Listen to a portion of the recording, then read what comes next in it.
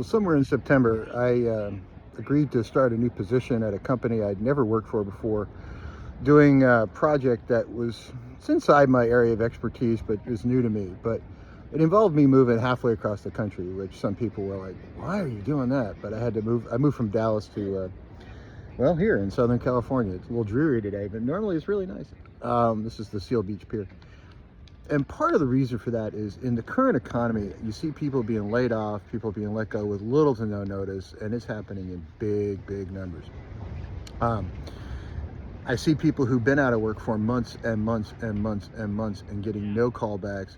And you see a bunch of stuff online, like, oh, you just go into ChatGPT and have it rearrange your resume. You'll get calls back. Yeah, but the jobs that are out there are not the jobs people are losing. They're jobs that pay far, far less. I have a PhD in experimental physics, and I was being offered positions to train APIs or train AIs for 25 bucks an hour or something. I had other offers. I had some consulting contracts I was working on, and I've never been unemployed for very long in my entire career. But this particular position came up, and I was like, this is both exciting, pays really well, gets a chance to get in on the ground floor on something, and it's a job that's not going away anytime soon.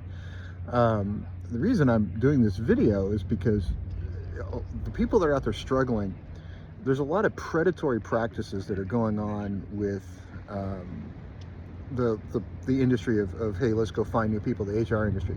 Companies are leaving positions open that aren't real positions, that waste a lot of people's time. People are trying to sell AI tools that aren't really going to solve the problem.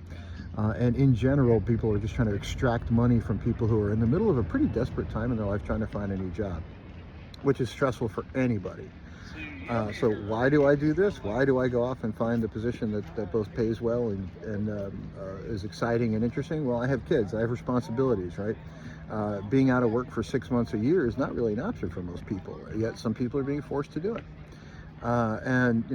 Uber drivers and delivery drivers are great. It does help some stopgap, but there's so many of them, it's becoming sort of this very clogged industry, and now you have to work, so many hours a day to scratch out a living at it. It's difficult.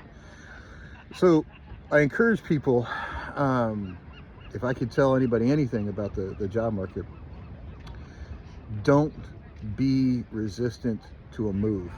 If you want the perfect job right where you're at, it may not exist. Things are changing rapidly. People are getting laid off more and more. There are companies out there hiring. This video is not about my company. If you want to talk about that, we'll talk about it, but it's a different discussion.